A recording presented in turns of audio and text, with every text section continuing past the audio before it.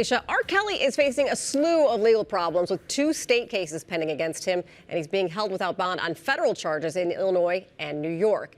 I recently had the chance to chat with journalist Jim DeRogatis, who is one of the journalists to first break this story almost 20 years ago.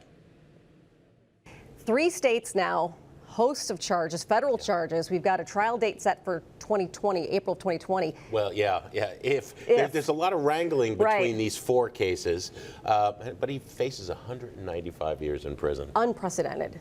In the history of popular music, where men have treated women badly throughout, no one has ever had criminal charges this extensive. We have another Chicago supervillain of the likes of Capone or Gacy. Did you ever think it would get to this and be this far removed from when you started?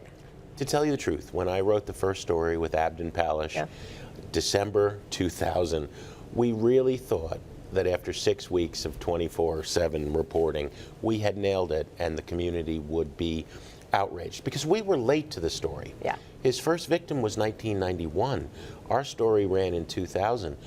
If you talk to 3 women on the south or west sides of this city at any point over the last 30 years, they will tell you, we know of him cruising Kenwood Academy, the Whitney Young High School, Evergreen Plaza Shopping Mall, the Rock and Roll McDonald's. It's never been a secret.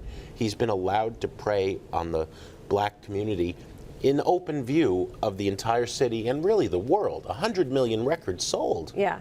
So what happened in 2008? How did this all continue on to where we are today? We now know, and the book lays it out.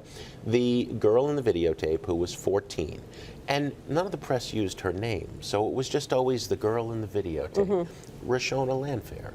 She was 14 when that tape was made, was paid, and her mother and father were paid by Kelly not to testify and to lie to the grand jury. That's part of the new federal indictments. Other witnesses, according to the feds, who couldn't be bought, were threatened and intimidated like the mob. Part of the case the feds are bringing is RICO, the way you go after drug gangs and the mafia. Do you think that they've got him this time? Oh, yeah.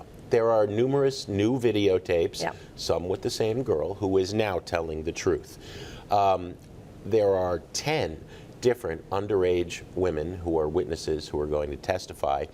In the book, I say I know the names of 48 women. And I'm sure that's only scratching the surface. He's never going to get free again. He's being held without bond. I believe he'll never breathe fresh air again. Unbelievable. Jim, it's always great to talk to you. I'm sure we will be talking to you again.